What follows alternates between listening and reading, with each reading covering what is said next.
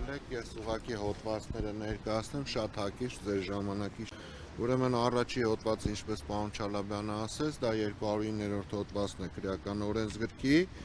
համաձայն որի անձի խղճի կամ դավանանքի ազատության իրավունքի իրականացմանը, այդ թվում կրոնական կազմակերպության օրինական գործունեությանը կամ կրոնական ծեսի կատարմանը խոչընդոտելու մասին է։ Մյուս հոդվածը 441-րդ հոդվածը այս պայդրությամբ էլ ավելի կարևոր է, որը մասնավորապես հետևյալն է ասում. պաշտոնատար անձի կողմից իր իշխանական կամ ծառայողական լիազորությունները կամ դրանցով պայմանավորված ազդեցությունն ի վնաս պետական կամ ծառայողական շահերի օգտագործելը կամ իր ծառայողական պարտականությունները չկատարելը կամ ոչ պատշաճ կատարելը կամ այնպիսի արարք կատարելը, որը չի բխում իր լիազորություններից կամ դուրս է իր լիազորությունների շրջանակներից, որն էական վնաս է պատճառել անձի կամ կազմակերպության իրավունքներին, ազատություններին կամ օրինական շահերին։ Մենք տեսանք, չէ, ինչպես այդ օրը առավոտյան, օրինակ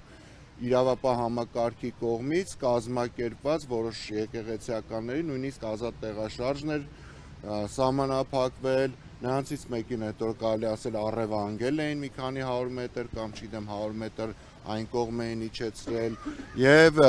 նրանցից օրինակ մեկի դեպքում կար մինչև չէին համոզվել, որ ինքը չի գնում Հովանավանք, այլ գնում է Սաղմոսավանք, եթե չեմ սխալվում, նոր բաց էին թողել։ Տեսել ենք վիդեոները, թե ինչպես են մարդկանց ճանապարհը փակում, այդ թվում նաև ձեր նշած Արա Զորապյանի ճանապարհն էին փակում, դրանք բոլորը բռնություններ էին եւ բնականաբար կազմակերպված էին։ Կուզեմ հիշեցնել նաև, որ երջանիկ պատահականությամբ ըստ իրենց ներկայացնելու տարբեր քաղաքապետեր էին հայտնվել, մի քանի 100 կիլոմետր թողել էին, եկել էին, իրանց հետ մարդիկ էին բերել բնականաբար, կան կադրեր, որ ավտոբուսներից են մարդիկ իջեցվում, այսինքն դրանք բոլորը սրա մասին են։